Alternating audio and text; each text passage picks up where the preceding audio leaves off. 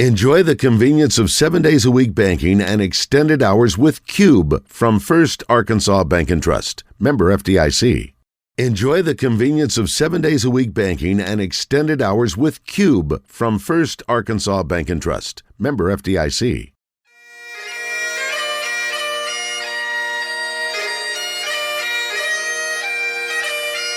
It's time for From the Short Grass with Trey Schaap, a golf podcast for those who love golf, struggle with golf, and just like to enjoy the outdoors and fellowship with friends, all while chasing a ball around trying to put it in a 4 1/4-inch diameter hole.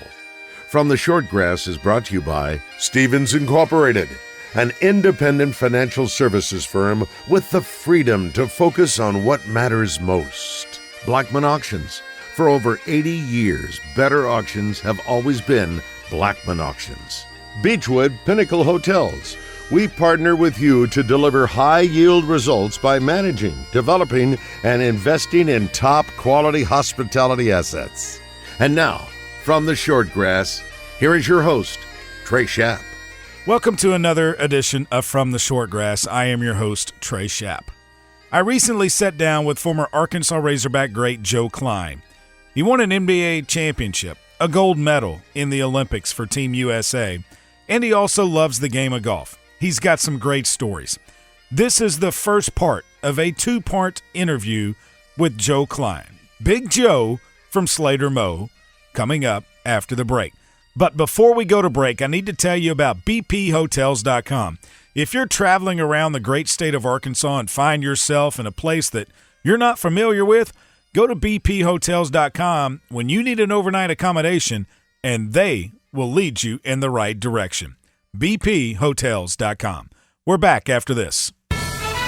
This is Thomas Blackman with Blackman Auctions. Me sponsoring a golf show is great irony. I've been a phenomenally bad golfer for 30 years. I don't know the difference between a penalty area and a bunker. I like it, but I'm really bad. You listen to this show and to Trey because he's a great golfer and knows the game backwards and forwards. I know auctions like Trey knows golf. I've been a professional auctioneer for 30 years. I know auctions. Trey knows golf. Listen to the correct expert. Call me to learn about auctions, not Trey. Since 1938, better auctions are Blackman Auctions. At Stevens, our philosophy is to invest every dollar as if it were our own, to seize opportunity, to anticipate rather than react, to deliver constant focus in an ever-changing world, and to pursue the objectives of our clients in order to help them reach their financial goals. A proven history of helping companies and individuals. Stevens, member NYSE SIPC. With all the decisions you need to make about what to do in El Dorado, finding a place to stay is an easy one. The Haywood is uniquely positioned to make your stay one to treasure. Located in the historic Union Square district of El Dorado, the Haywood offers luxurious accommodations that feature contemporary, colorful rooms with high-quality bedding, comfortable baths with walk-in showers, and a spacious workspace with stylish plantation shutters that are unique additions to the stunning decor in a non-smoking environment. Make the Haywood your home away from home the next time you visit El Dorado. Welcome back to From the Short Grass.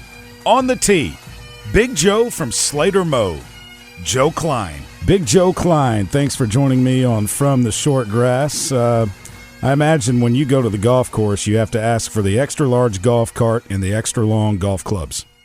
Yeah, well, I have to bring my own golf clubs, so there's not too many that fit, and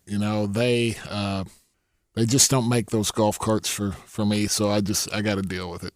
Hopefully I'm playing with somebody and I'm not driving. I don't like to drive. I was going to say, but some of the times when I see you driving, I mean, the steering wheel is below the top of your knees. Yeah, it's not optimal, Trey, at all. It's not. It's just. But I mean, it is what it is. It's it's all right. But whenever I play with somebody, I'm always like, you can drive. I don't want to drive. You love the game? Absolutely.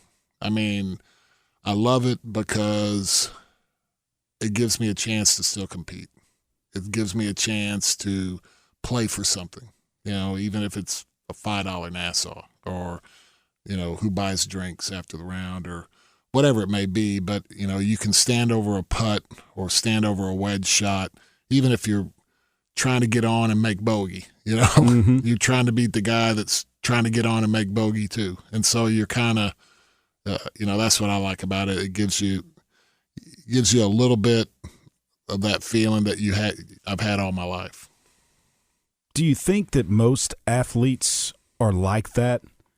I do. I think that's why they play, because they're, you've had competitive juices, adrenaline, whatever you want to call it, your whole life. I mean, you've been doing it.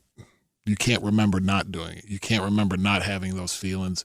And then if you're lucky enough like me to kind of get to do them till you're almost 40, and 15 years in the league, but then it ends. I mean, it's not a gradual. I mean, then all of a sudden there's a void. I mean, it's gone. You're not competing yourself. You might coach or do some of those things, but it's still not the same. Being in the NBA and a player there as opposed to, let's say, a Major League Baseball player, it would seem to me that picking up golf and playing golf would be more beneficial because that gives you something to do in the offseason. Yeah, you can get your workouts in and everything, but the summertime is when you want to be playing golf, especially for you when you were playing in Chicago and Boston, those cold weather towns. Yeah, I mean, I found a place, and when I was in Boston, you didn't really have indoor places where that hadn't really become a thing yet, where you could go hit balls on a simulator or something. But I remember I found a place in Boston. I'm not in Boston, Chicago, when I was up there, that had indoor mats, and you could go in there and hit into a screen, and I mean, I used to wear it out just out of the kids are at school, you just even on game days, a lot of times when I was in Phoenix, I would go hit balls on the practice range after shoot around, and I would be starting or playing, but it got my mind off of the game. It gave me something to do that wasn't strenuous, and it shortened the day. I mean, the worst thing in sports is game day, especially night games. Every NBA player, if they say they didn't like when we would be on CBS at noon, we loved it. Because, I mean, you woke up, you ate, and it was on. Yeah. But, I mean, waking up, going to shoot around, coming home, eating, then there's 5 hours, and you're thinking about your assignment for the night. What am I going to do with this guy? It drives you nuts. Yeah. You want to get on with it. So I loved going to just hit balls, chip, just so it wasn't on my mind. When did you pick up the game? How old were you? Oh, I was a rookie at Sacramento. I mean, and I wasn't thinking about it, but we were going down to Phoenix, and Mark Oberding and Mike Bratz and Eddie Johnson and Mike Woodson and all these guys, they were like, you need to go to the Ping Factory. And I was like, why? And he goes, back then they gave you, if you were an NBA player, they fitted you, gave you a bag. I mean, they hooked you up. Wow. And they said, yeah, you need to go over there, and they're going to, I don't know if they gave it to us, Trey, but if they didn't give it to us, it was dirt cheap. Right. I mean, it was dirt cheap. 50 cents. Yeah, and it was like a fitted, I mean, they've measured you and fitted you. And so you got the whole thing. And so I went over there, and then about a month later, 6 weeks later, this beautiful bag and these sets of clubs come in, and and I was like, okay, what do I do with this? And it was kind of funny. A guy started helping me a little bit, but I came back here. I was living here I was coming back here in the summer, and I kind of got traded about then. And then so I started living here in the summer when I was with Boston and Tommy Hansen. Yeah.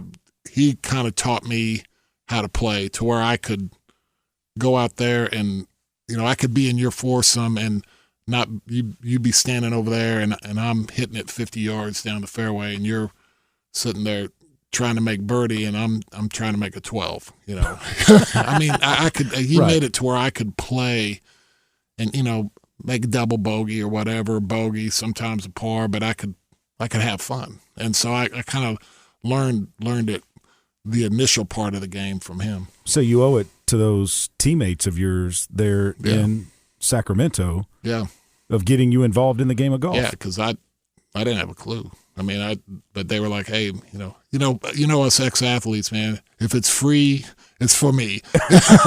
So, I mean, it's like, hey, man, dude's giving away really good stuff over here. You might want to go get it. Hey, I'm in. What's he giving? I don't know, but you go over there. It's some golf clubs. Sweet. Yeah. You know how to play? No, but I'll take them. I'll find out.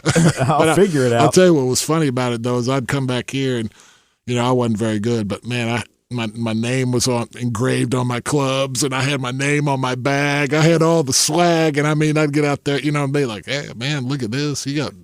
He's got custom clubs. This guy must have game. And then they'd be like, oh, okay. It's those. I think the next question is, do you like to gamble when you play? Because I think I can take some of you. Hey, Joe, you want to play with us? We got a game. Yeah. So when you went to Boston, who were the guys up there that would play? Oh, I mean, McHale was ate up with it. I mean, everybody. Mike Smith was a rookie with us. Larry played. Was he any good? Yeah, no, he was good. There's a good golf course in French Lick, Indiana, that Pete Dye. I used to go visit Larry in French Lick. I used to always go when I was driving back to Arkansas. I would always stop there for a few days, and that resort was abandoned when I was going through there. And then one day I was, years later, I'm watching and they're talking about this event they're having in French Lick at this resort. And I mean, Trey, it was in like an abandoned house with weeds, and then they went in there, and I mean, somebody dumped a ton of cash in there, and it was like, I'm calling Larry, and I'm going, is that the course that was right?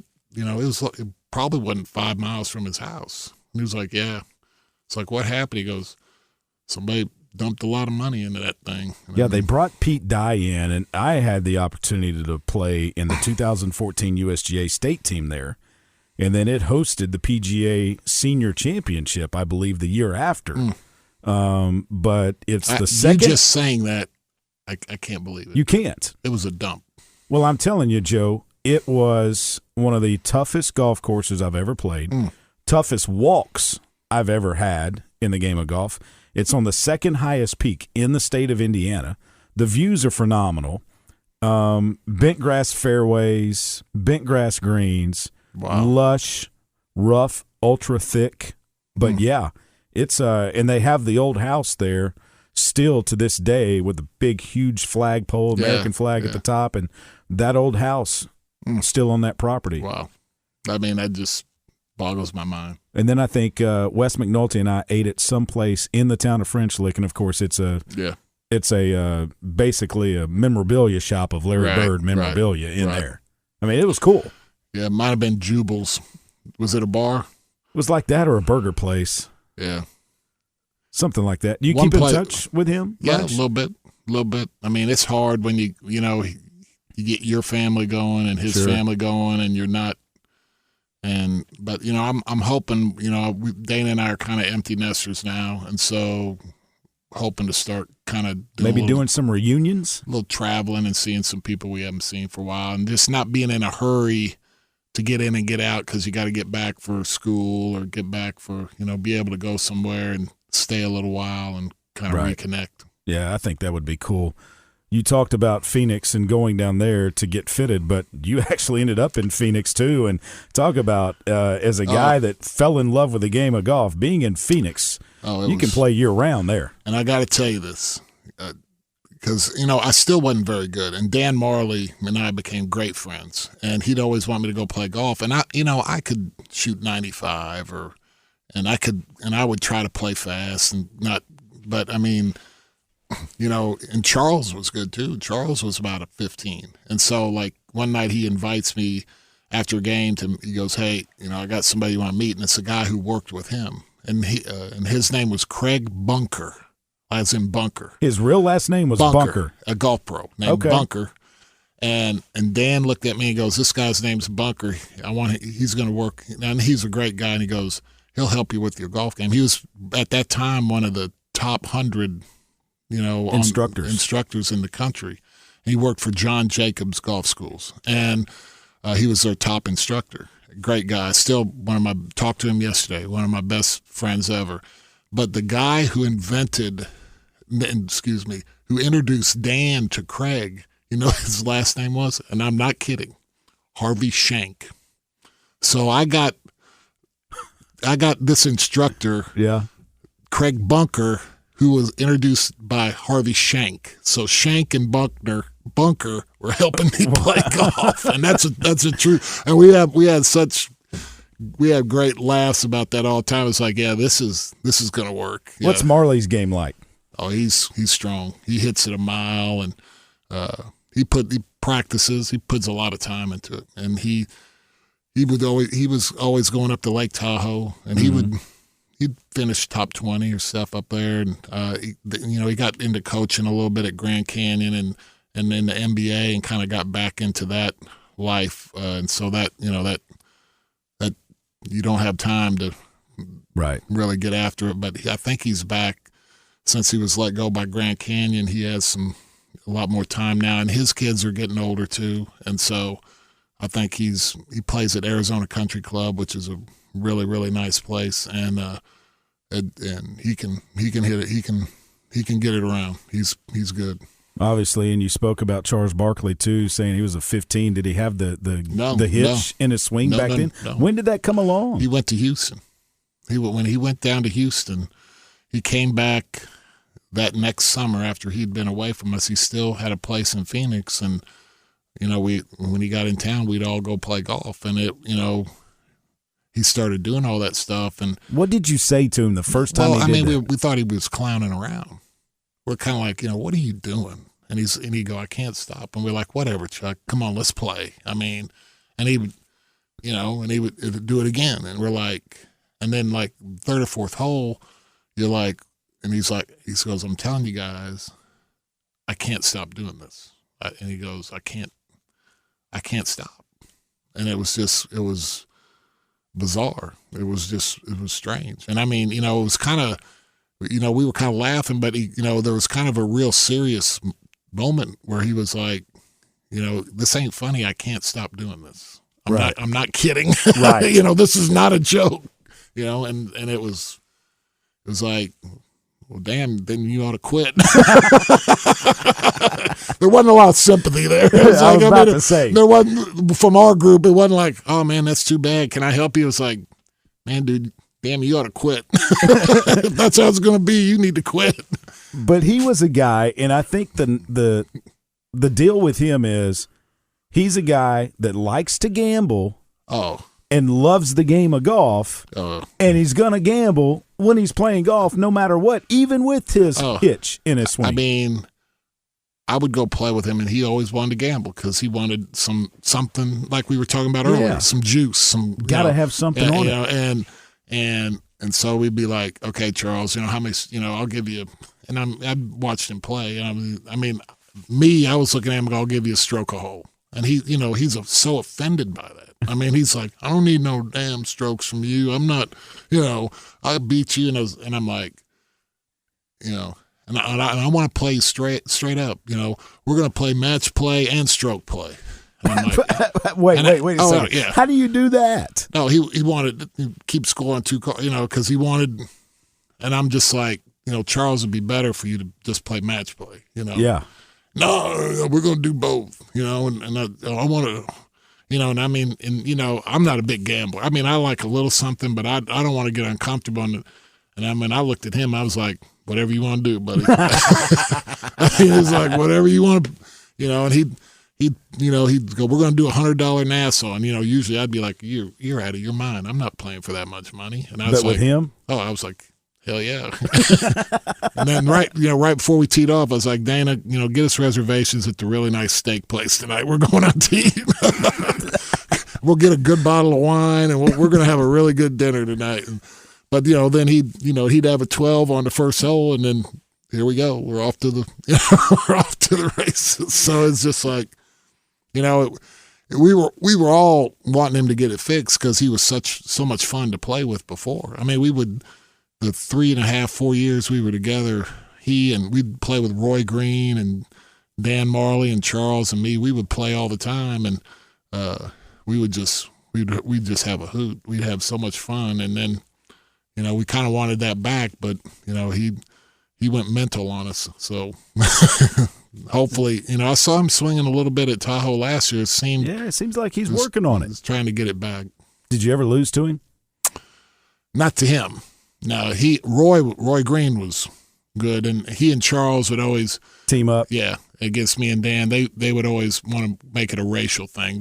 That's true. Dan, Charles was like, we're going to play the brothers against the hunkies, and it's like whatever. But we'd have good, because Dan and Roy were good, and Charles and I, again, we were both about 15 handicap back then, and so we had some really good matches. He is on Inside the NBA on TNT with Kenny, Shaq, and EJ. And usually the week after the Masters, they have what they call the Black Masters. And he has played in it, and I believe Ernie Johnson won it last year. But they go to some course right there in Georgia, outside of Atlanta, or right in Atlanta, and they play. Yeah. No, it's – and I last time I was talking to him, I was like, I want to play in the Black Masters, and he's like, "Come on, man, come on." And I was, it's never worked. But now it might work now. So not that I want to be on TV or anything, because I don't want anybody to see my swing on TV. But you just want to be there for the entertainment value. Oh, it's fun. It just you can, but and what you see on TV is, when you watch something like that on TV with Charles, you go, man, that looks like fun. And I promise you it is, because, what you see on TV is how he is. That's why he's so beloved, is that, he's 100% genuine. Now, some people don't like some of that, and some people do, but none of it's fake, I can promise you. Joe, with me and Chuck, he doesn't have an agenda. Right. And he comes across, and he's just going to tell you how he feels. Right. You ask him a question, he's going to give you an answer, whether you like it or not. Sometimes it's asinine answer. Yeah. But it's what he thinks. He used to say stuff before games, and it was like Belushi saying, when the Germans bombed Pearl Harbor in Caddyshack, and everybody would be, be looking at each other and be like, just let him go. Just let him go. He's trying to hype himself up. He's trying to make a point. Just let him go. But it was genuine. Right. And then the best thing about it, later on when we're having beers or something after the game or somewhere, we could call him out on what he said, and we'd all laugh about it. He'd go, yeah, that was pretty stupid. Once he got a chance to sit there and think about what he had actually said. He probably says that nowadays too, but hey, it's out there. Yeah, yeah. I think he got misquoted in his own autobiography. Yeah. So we'll leave it at that. He and Shaq just going back and forth on that show. I think it's hilarious. Shaq, and they welcomed Draymond Green the other day, the first player to have a contract with TNT, and Shaq was saying, "Hey Draymond, you send me $500K right now, and I'll punch Chuck in the face." The money these cats are making now, that might happen. He might have it in his wallet with the cash these guys are making. He said he wouldn't do it. He said he thanked Chuck for everything that he had done for him to help him. He said, so he goes, I can't do that. He goes, but I wouldn't mind watching you do it though. This is Thomas Blackman of Blackman Auctions. Trey asked me to sponsor a show for another few months. Even though I don't like golf, I do like his show. I have no idea how he gets the awesome variety of guests on his show, but it is entertaining and informative even for a horrible golfer like myself. I'm learning a lot about the game and about the passion for playing. So much so, I've started using my country club for more than Sunday brunch. Trey makes golf interesting. I make auctions interesting. For auctions, listen to me. For golf, listen to Trey. Since 1938, better auctions are Blackman Auctions. With all the decisions you need to make about what to do in El Dorado, finding a place to stay is an easy one. The Haywood is uniquely positioned to make your stay one to treasure. Located in the historic Union Square district of El Dorado, the Haywood offers luxurious accommodations that feature contemporary, colorful rooms with high-quality bedding, comfortable baths with walk-in showers, and a spacious workspace with stylish plantation shutters that are unique additions to the stunning decor in a non-smoking environment. Make the Haywood your home away from home the next time you visit El Dorado. Since 1938, better auctions have always been Blackman Auctions.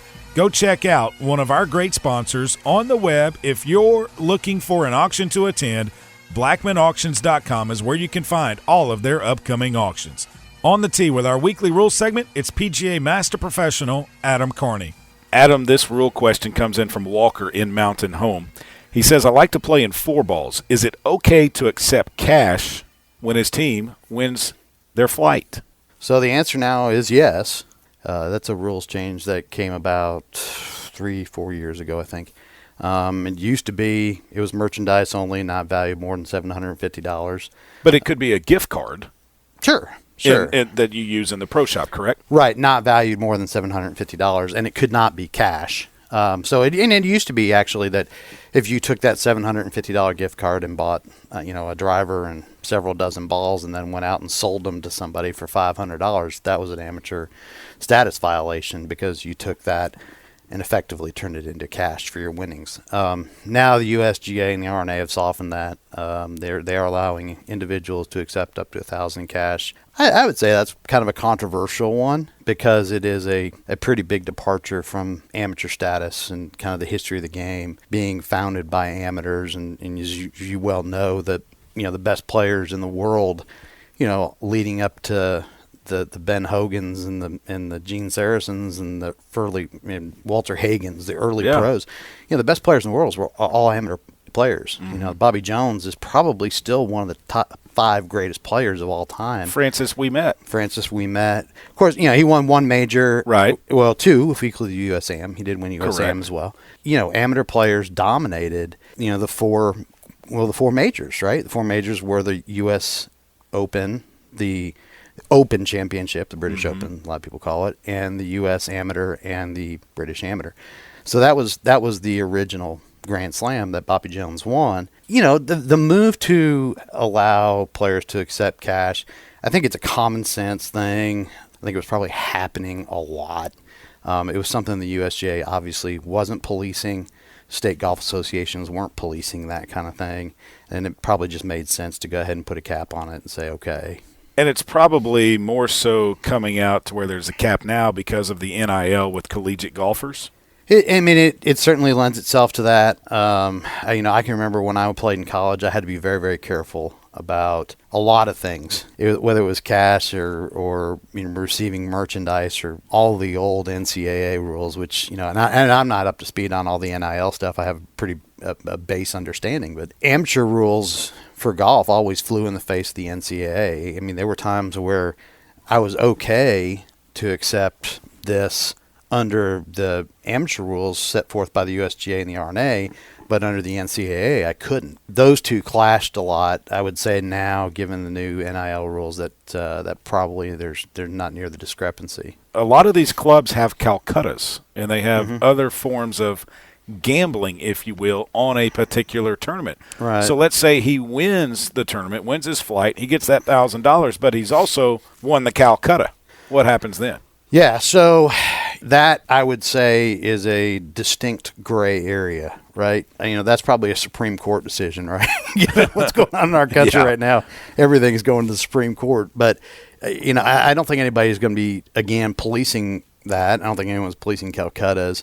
The argument can be made, hey, he won $1,000 in his flight, and then we move to another component of amateur status, which is gambling on individuals, gambling on teams between participants. I think it's just one of those things that's just not.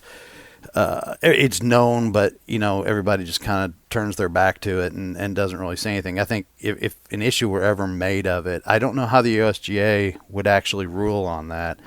I think state governments, depending upon the amount of money in the Calcutta and gambling, would have something to say about it from a tax standpoint. And I think if clubs are the ones sponsoring those Calcuttas, that could be an issue. But if it's an outside organization and the event is at that club, the club may be free of any liability. But I don't think you need to be afraid of going up there and collecting that envelope anytime soon. So Walker and Mountain Home, let's get it correct. You can win up to $1,000, and it can be cold, hard cash now. It can be $1,000 cash. He's Adam Carney. I am Trey Schaap. Walker and Mountain Home, thanks for the question. You can send in a question to our rules expert, Adam Carney, right here. Just send us an email, fromtheshortgrass@gmail.com. That's it for this edition of From the Shortgrass. Remember to always repair your ball marks on the green and a couple of more, and I hope to see you from the Shortgrass. You've been listening to From the Shortgrass, a weekly podcast dedicated to the game of golf. This has been a presentation of the Buzz Radio Network.